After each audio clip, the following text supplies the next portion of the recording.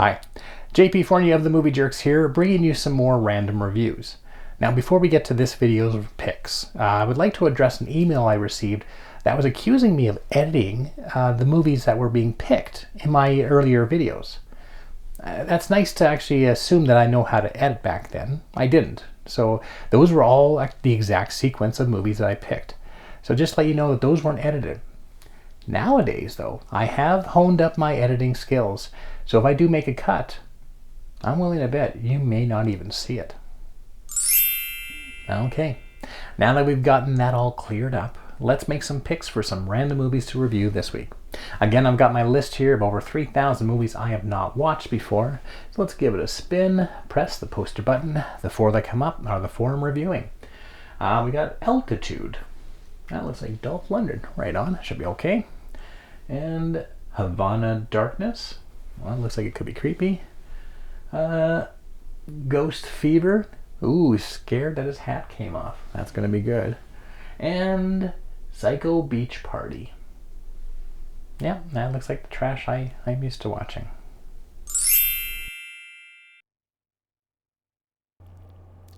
Altitude. Upon losing her job as a hostage negotiator, Denise Richards takes a flight to her new job that happens to be a flight hijacked by professional thieves. When she discovers a dead body stored in the cupboards, she starts to think that something is afoot. I think the plane's being hijacked. Luke. The plane's being hijacked. Has a threat been made? I don't know. But there's a dead flight attendant back there. There's got to be a lot of years of training to be that intuitive. What should be a simple actioner, Altitude leaves out all the best parts. The action is left out from poor editing, poor lighting, and lots of close-ups. Our hero's negotiating talents are left out through poor writing. I suppose if she was fired as a negotiator, she's no longer allowed to negotiate anymore. And in the scene where all the passengers are jumping out of a moving plane and landing on an inflatable slide, we are left out from seeing this passenger make that stunt. Denise Richards is fine as a disgruntled officer of the law, and I wish she had been in a better film with this character. And maybe a film that doesn't defy the simple laws of physics. Like this scene, as the plane is rising in altitude, causing Richards to free solo up the aisle, at the same time that our queen thief is walking around on her 2 feet, standing upright, as if they're flying straight. Altitude delivers some of the worst action scenes I have seen in an action film in years. And in the end, not enough Dolph Lundgren. Don't try flattering me. Havana Darkness. 3 friends travel to Cuba while tracking down the origins of a mysterious manuscript that may have been written by the acclaimed novelist Ernest Hemingway, and end up being trapped in a maze filled with booby traps while being hunted by mass killers. You know, that old chestnut. I remember finding myself being hunted by cannibalistic farmers after researching W.O. Mitchell manuscripts, so this rang true to me. But that's another story.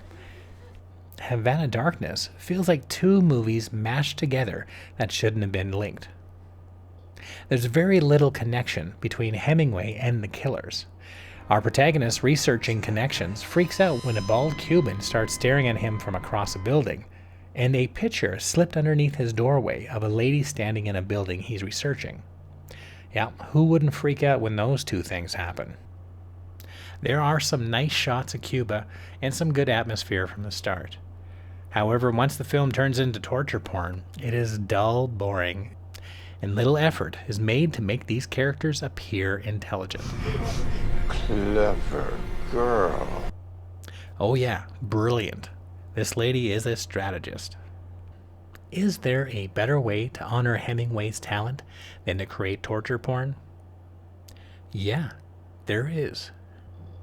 How about not making torture porn? Ghost Fever. Ghost Fever has one of those unique distinctions of being directed by the infamous Alan Smithee. Alan Smithee is a pseudonym used by film directors or crew members who wish to disown the project. And why would anyone want to get their name removed from this gem? Sherman Hemsley is one of two cops doing a routine eviction notice and finds himself dealing with some ghostly happenings.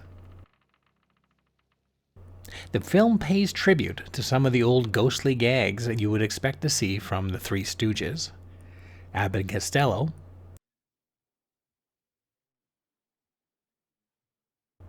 and Ozone and Turbo.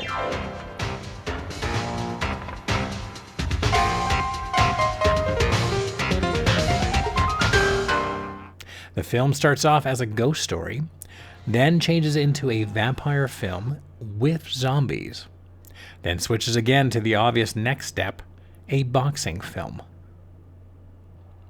Hemsley plays two roles, Buford the cop and a ghost named Jethro, who watches on with another ghost and comments on all the crazy happenings, as if they are Statler and Waldorf of the Muppets. Oh, that number scared the pants off me. Are you sure you didn't just forget to put them on again? Now, I have to admit, I did laugh in this film. Not at any of the jokes or comical performances, but I was laughing because of how unfunny this film is. This had a paradoxical effect on me. The more unfunny it became, the more I started laughing. This film is so terrible, I now look forward to sharing it on Halloween with some unsuspecting friends and family. Well, they say all good things come to an end. What's that got to do with this show? Psycho Beach Party.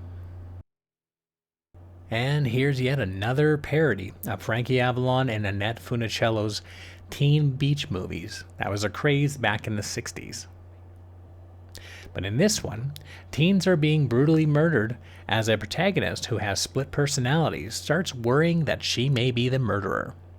You know, that old chestnut. The film ranges in performances, some coming straight from a high school stage production. So cultured, so refined.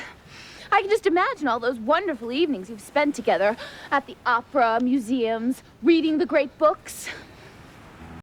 And from some actors who seem to understand the campiness of the past films it's lampooning. And like the performances, the film has good intentions, but feels uneven, and I couldn't tell if he was making fun of the past films or giving homage to it.